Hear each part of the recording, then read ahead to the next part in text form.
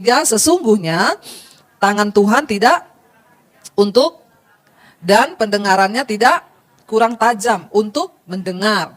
Ayat yang kedua berkata di sana, tetapi yang merupakan pemisah antara kamu dan Allahmu ialah, dan yang membuat dia menyembunyikan diri terhadap kamu sehingga ia tidak mendengar ialah segala dosamu. Ayat yang pertama, coba kita balik dulu ke ayat yang pertama, saudara.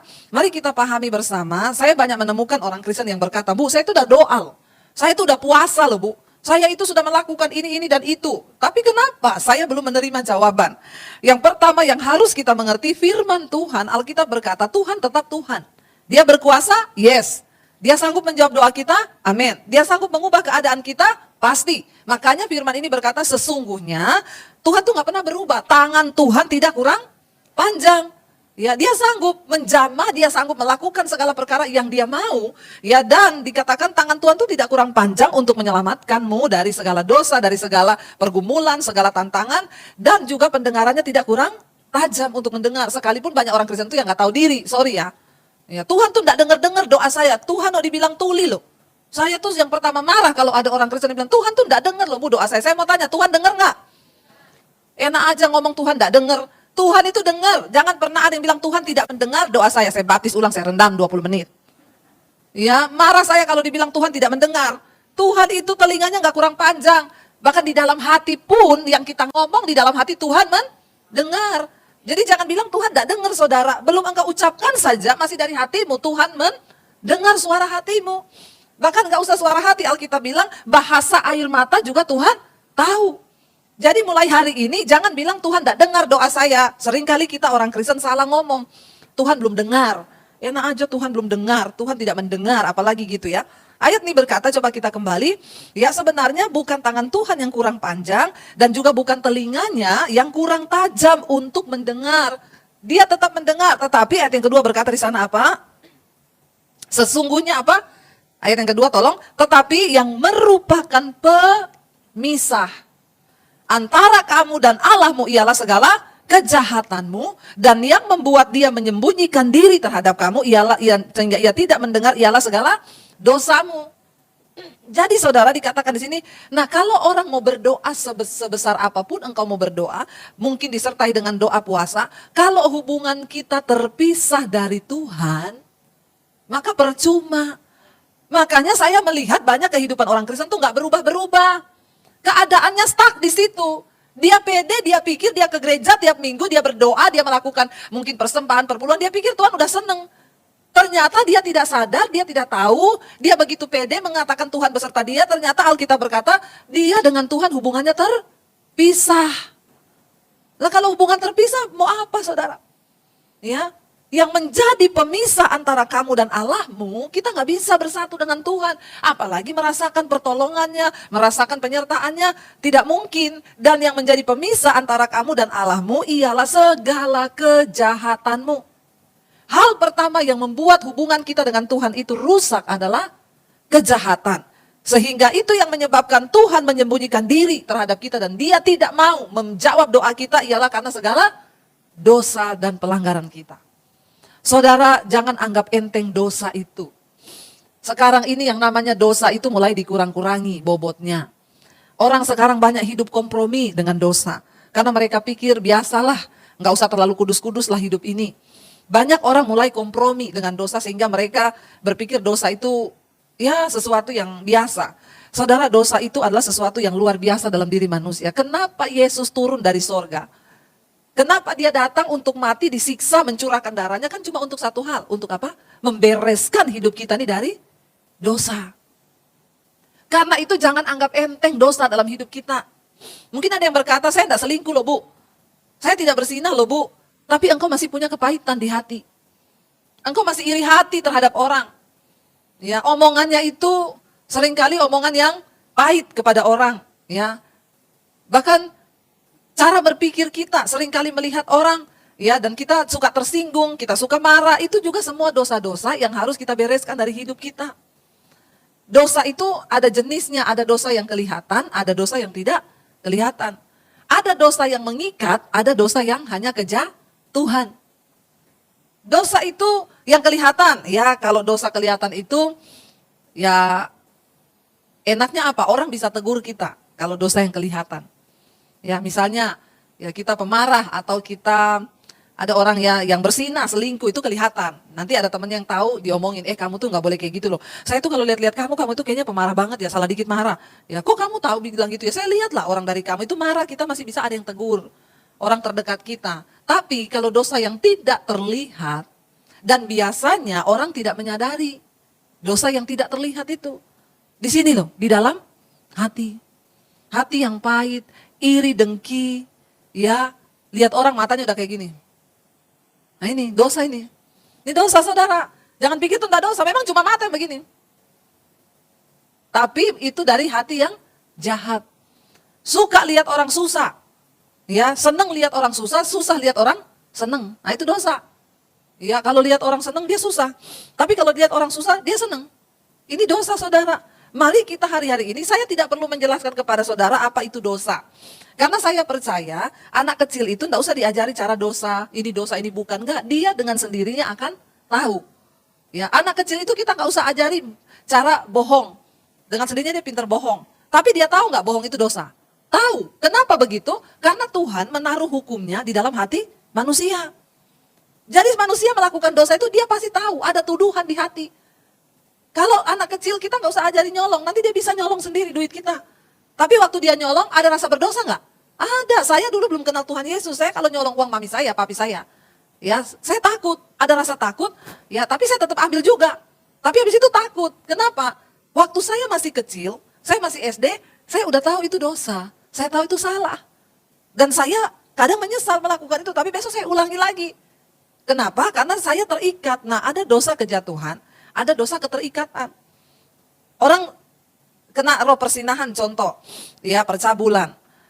Roh persinahan percabulan itu nggak usah bicara kita selingkuh, kita ke tempat pelacuran, atau kita melakukan hubungan dengan orang lain, nggak usah. Nonton film porno, itu roh persinahan nggak? Ya. Tapi saya mau tanya, itu bisa kejatuhan dan juga bisa keterikatan. Ya, kejatuhan contohnya.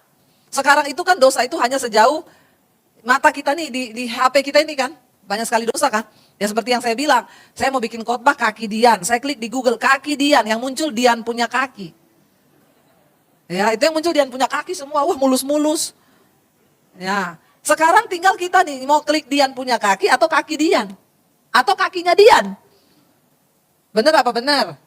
Ya kalau saya tetap otak saya ya positif karena ada firman, ya saya lewatin itu. Saya nggak mau, saya klik kaki Dian. Tapi kalau orang yang masih mau main-main, tidak kuat di dalam firman, rohnya nggak kuat, ya dia coba-coba klik kakinya Dian.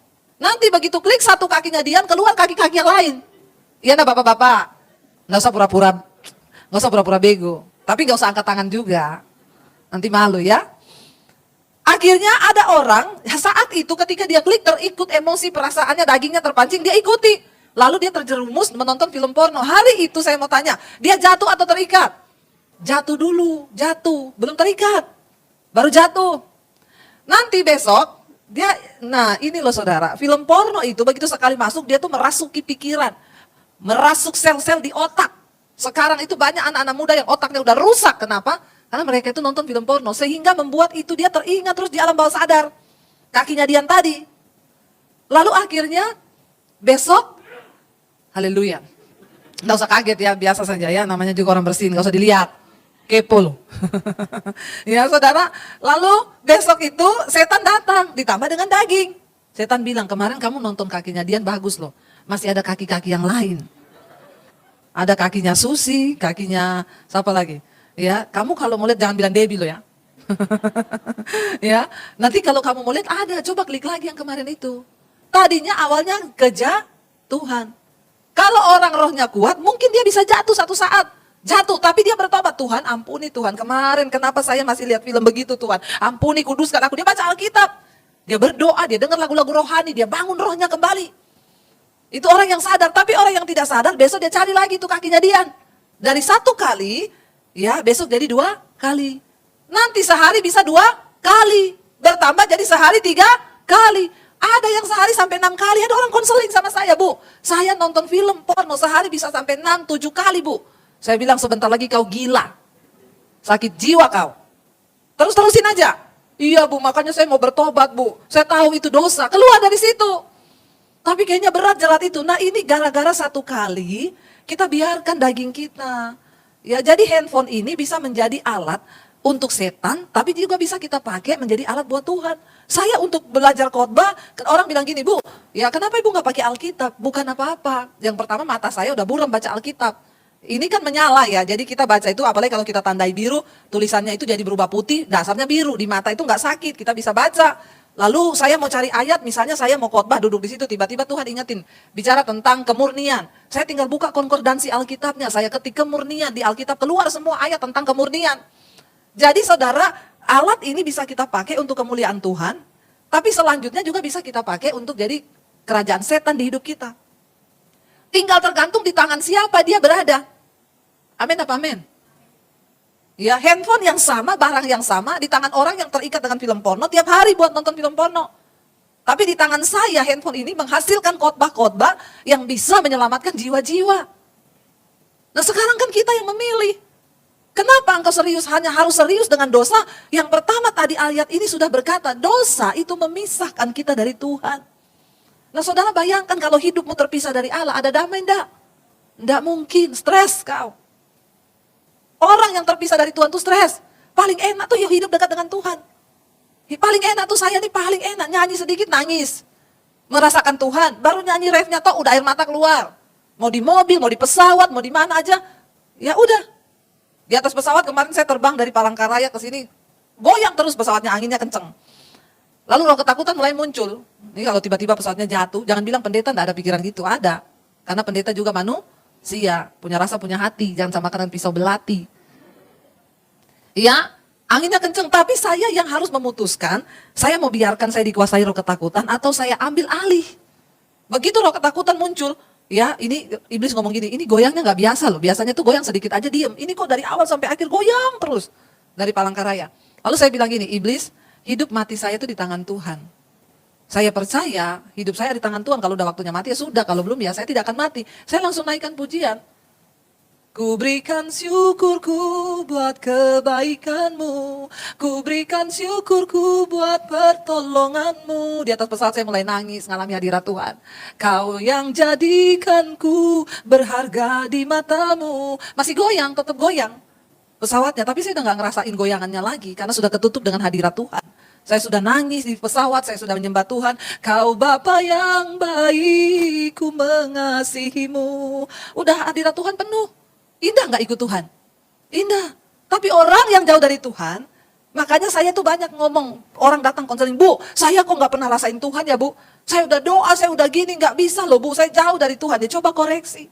Jangan sampai ada dosa yang akhirnya menyebabkan engkau terpisah dari Tuhan.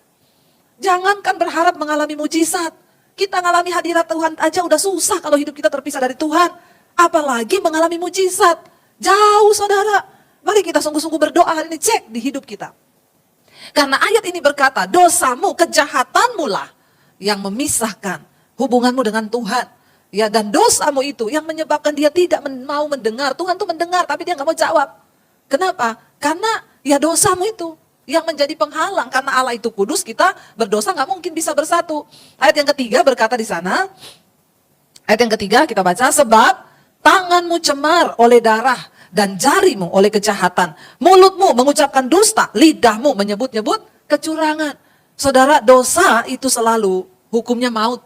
Kita kemarin ini lagi diramekan bangsa kita ini ya, kasusnya Polri, kasusnya TNI. Polri tembak-tembakan. Katanya istrinya dilecehkan. Ini persis kisahnya Yusuf dan Potifar. Tapi hanya Tuhan yang tahu kebenarannya. Kita juga bingung, sebenarnya kan sudah ada orang-orang yang tahu di situ. Kenapa orang yang nggak dipanggil? Ya coba kalau saya yang jadi penyelidiknya. Udah ketemu langsung itu yang bersalah. Tapi ya itulah namanya juga, ya jangan sampai di bangsa kita ini hukum kehilangan kekuatan. Kita perlu berdoa saudara. Balik-baliknya semua tentang perselingkuhan. Ternyata, oh ini jenderalnya selingkuh sama ini, ininya selingkuh sama ini. Aduh ribet nih saudara urusan dosa ini. Belum lagi yang TNI suruh bunuh istrinya, membayar uang 120 juta, 4 orang dibayar suruh tembak di kepala. Kenapa? Karena punya selingkuhan. Tapi ini sih agak-agak mending, orangnya dicari, menghilang. Tiba-tiba mati sendiri. Nggak usah ditembak, mati udah mati sendiri. Kenapa? Bunuh diri. yang dihasilkan dari dosa? Maut, kebinasaan. Jangan bermain-main dengan kenajisan, percabulan. Buang itu jauh-jauh dari hidup kita, perselingkuhan. Saudara, kita sungguh-sungguh harus berdoa buat aparat-aparat di negeri ini. Supaya ada roh takut akan Tuhan dalam hidup mereka. Nggak peduli mau Kristen, mau bukan Kristen, tidak bisa menjadi berkat. Kita perlu berdoa menangis sama Tuhan. Mau dibawa kemana bangsa ini kalau yang bagian aparat, yang penegak hukum aja, sudah tidak ada hukum di dalamnya. Ya, saudara, Alkitab firman Tuhan berkata, kebenaran itu meninggikan derajat bangsa. Tetapi dosa menimbulkan noda bangsa. Jadi dengan kata lain saya mau bilang, kalau kita hidup dalam kebenaran, maka Tuhan juga akan mengangkat derajat hidup kita. Karena kebenaran itu mengangkat derajat hidup seseorang. Derajat hidup kita, derajat hidup keluarga kita. Bahkan firman Tuhan bilang, kebenaran ya mengangkat derajat, meninggikan derajat sebuah bangsa. Kita berdoa supaya Indonesia ini, saudara. Aduh, saudara ya, benar-benar loh saya tuh gregetan lihat Tuhan. Bagaimana Tuhan mau berperkara. Ingat bangsa Israel, waktu mereka hidup dalam kenajisan, percabulan. Lihat Sodom dan Gomora, jangan sampai itu terjadi. Tuhan itu murka dengan dosa, saudara. Jangan anggap enteng. Sampai satu kota Sodom dan Gomora dihancurkan, dibinasakan. Kenapa? Dosa. Terjadi perselingkuhan di situ, homoseksual, lesbian. Untung Citayam sudah bubar. Kalau enggak itu tiap hari. Sebentar lagi udah mau berkibar bendera LGBT di situ. Kita perlu sungguh-sungguh berdoa buat bangsa ini, saudara. Nanti kalau sudah dianggap biasa, ya udah jadi biasa. Ada seorang ibu yang berkata gini, Bu Debbie, doakan ya Bu sungguh-sungguh dunia ini. Kenapa? Sekarang di Amerika boleh menikah kan, pasangan mau laki perempuan, mau perempuan sama perempuan, perempuan laki-laki sama laki-laki boleh menikah. Di Jerman ini lebih gila lagi Bu, hukum yang baru keluar. Anak sama papa boleh nikah. Papa sama anak boleh nikah, mama sama anak boleh menikah. Tidak ada yang boleh menentang siapapun yang mau nikah. Dia bilang, untung ya ibu hidup di Indonesia ya Bu, saya tuh pengen loh hidup di Indonesia. Saya bilang, di Indonesia rohnya begitu sudah banyak. Benar nggak? Lihat saja. Ya, bapak perkosa anak kan cuma karena banyak yang tidak terbuka kan. Di Indonesia saya bilang, rohnya banyak yang begitu. Homo, lesbi banyak. Tuh cuma undang-undangnya belum disahkan. Tapi rohnya begitu tetap Bu. Ya banyak sekarang saudara, orang-orang yang kita lihat normal ternyata sekarang. Ya anak saya bilang, Mam teman saya itu jadi lesbi, dulu normal. Sekarang pacaran sama perempuan. Kita lihat saudara, dosa itu bekerja luar biasa loh. Makanya saya berdoa saudara ya. Tuhan bilang kita nih berdoa sungguh-sungguh buat bangsa ini. Tapi kita melihat tuh ya, TNI-nya itu. Dia habis suruh bunuh istrinya, ngajak selingkuhannya lari. Selingkuhannya enggak mau. Karena dia enggak mau terikut-ikut di kasus itu. Begitu enggak mau, ya si Pak Muslimin ini pulang ke rumah orang tuanya. Minta maaf. Setelah minta maaf, minum racun. Ditemukan mati bunuh diri. Sudah berbusa di kamar orang tuanya. Apa yang dihasilkan dosa? Dosa itu tidak akan menghasilkan apa-apa, apalagi damai sejahtera. Orang yang hidup dalam dosa nggak mungkin hidupnya damai. Dengar baik-baik, kenapa Tuhan mau kita dibuang semua dosa? Supaya hidupmu itu damai. Yesus sudah kasih kita ini damai. Yesus bilang, aku tinggalkan damai sejahteraku padamu. Damai itu melampaui segala akal pikiranmu. Tetapi dosa itu adalah pencabut damai sejahtera. Makanya jangan hidup dalam dosa. Bapak-bapak yang punya kepahitan, engkau hidup pahit itu tidak akan damai hidupmu. Yang pahit sama anak, pahit sama menantu, ya pahit sama semua orang, pahit. Sama keluarga pahit, ya jangan saudara. Mari kita hidup Tuhan, kalau ada di hatiku ini sesuatu yang belum berkenan, engkau masih melihat ada kepahitan, ada apapun, Tuhan ambil itu semua dari hidupku. Aku mau sungguh-sungguh hidup di dalam perkenanan Tuhan. Biar itu saudara yang akan menjadi kita ini, membawa kita sungguh-sungguh kepada Tuhan. Coba kita baca ayat yang selanjutnya. Di sana dikatakan, ya, kenapa Tuhan tidak menjawab? Ya tadi dikatakan karena tanganmu penuh darah ya, dan tidak ada yang mengajukan pengaduan dengan alasan benar, Tuhan bilang bangsa ini. Dan tidak ada penghakiman dengan alasan teguh. Orang mengandalkan kesia-siaan dan mengucapkan dusta. Orang mengandung bencana dan melahirkan kelaliman. Kita berdoa jangan sampai ini terjadi di atas bangsa kita, saudara. Ya, sungguh-sungguh kita bawa bangsa kita. Orang mengajukan pengaduan dengan alasan yang ya tidak benar, ya semua sudah tidak ada yang benar. Tidak ada yang menghakimi dengan alasan teguh. Orang mengandalkan kesia-siaan, bayangkan. Mengucapkan dusta, jangan suka bohong, itu juga dosa. Nah ini, bohong ini. Ya mungkin kita pikir bohong-bohong itu biasa lah. Suami jangan suka bohong sama istri, amin. Amin bapak-bapak. Nggak damai loh bapak-bapak ini. Ya, berarti di sini semua bapak-bapaknya sudah luar biasa ya. Ibu-ibu juga jangan suka bohong kepada suami. Ya, dalam masalah apapun, dalam masalah uang, dalam masalah apa. Ya, kita jaga rumah tangga kita. Ya, sampai ada ibu-ibu yang ngomong, wah suami saya itu bu, jangankan saya colong duitnya. Saya ini ke pasar aja dia nggak pernah kasih saya uang. Sampai dia temenin saya kalau ke pasar bu. Jadi beli telur 1 kilo yang bayar dia. Karena dia takut saya mau ambil uangnya. Orang di pasar pikir gini, ibu luar biasa suaminya setia banget ya. Bukan setia bu, dia takut duitnya saya colong. Jadi biar beli telur dia anter. Karena harus keluar dari kantongnya, suami yang begini bertobat. Pelit itu juga dosa. Alkitab bilang orang pelit tidak masuk surga. Amin bapak-bapak. Jangan pelit-pelit ya. Lalu dikatakan yang berikutnya saudara, ayat yang kelima, mereka dikatakan mereka menetaskan telur ular beludak ya, dan menenun sarang laba-laba. Waduh, siapa yang makan dari telurnya itu akan mati, dan apabila sebutir ya ditekan pecah keluarlah seekor ular beludak. Ini tentang akibat-akibat dosa yang kita nggak tahu, tapi di alam roh seperti itu saudara. Orang yang hidupnya suka bohong, suka berdosa, engkau sedang mengandung kelaliman. Satu saat engkau akan ya menetaskan telur ular beludak, yaitu kayak yang bunuh diri. Selingkuh tadi awalnya cuma karena selingkuh. Selingan indah keluarga utuh. Katanya Pret. Nggak ada selingan indah keluarga utuh. Selingkuh. Maunya selingannya indah tapi tetap keluarganya tetap utuh. Nggak ada begitu. Dosa tetap dosa. Tadinya dari awalnya selingkuh. Lama-lama bayangkan loh sampai pengen membunuh loh. Coba tega sekali saudara. 120 juta harga istri nyawanya loh. Sampai orang yang mau nembak itu tidak tega. Harusnya ditembak di kepala, disuruh sama suaminya. Dia nggak tega waktu udah beginiin pistolnya. Akhirnya turun ke bawah. Nggak jadi di kepala. Bayangkan saudara, pembunuh bayarannya aja tidak tega loh. Suaminya tuh tega. Akhirnya mati dengan cara dia yang maut yang ikuti dia. Tadinya dia pikir dia mau bunuh istrinya untuk dapatkan maut. Makanya saya selalu bilang, kalau belum waktunya mati tidak akan mati. Ya, biar sudah bunuh, mau dicoba dengan 120 juta, belum waktunya Tuhan mati, tidak mati. Malah yang melakukan dosa, suami yang selingkuh, ini yang diikuti roh maut. Iblis itu pengen kalau orang berdosa itu langsung mati. Supaya masuk dalam kerajaan neraka. Untung Alkitab bilang, Tuhan tidak berkenan pada kematian orang fasik, tapi pada pertobatannya. Tapi ya kalau dia mau mati sendiri, ya udah minum racun dia. Langsung neraka tuh jalan tol. Lihat buah dari dosa, upah dosa ialah maut. Jangan main-main saudara, karena iblis itu ini yang dikatakan di sini. Menenun sarang laba-laba, menetas, dia mengandung kelaliman, menetaskan telur ular beludak. Ya satu aja ditekan pecah, keluar seekor ular beludak. Hati-hati, dosa kecil bisa berubah menjadi sesuatu yang mematikan. Lalu ayat yang berikutnya, ayat yang ke-6, di sana dikatakan, sarang yang ditenun itu tidak dapat dipergunakan sebagai pakaian. Dan buatan mereka itu tidak dapat dipakai sebagai kain. Perbuatan mereka adalah perbuatan kelaliman. Dan yang dikerjakan tangan mereka adalah kekerasan belaka. Apa artinya? Dosa itu tidak akan berguna apa-apa. Tenunannya tidak dapat dipakai, ya tidak dapat dipergunakan sebagai pakaian. Dosa ditenun. Dan buatan mereka itu tidak dapat dipakai sebagai kain. Artinya apa? Dosa itu tidak ada gunanya dalam hidup manusia, itu nggak ada.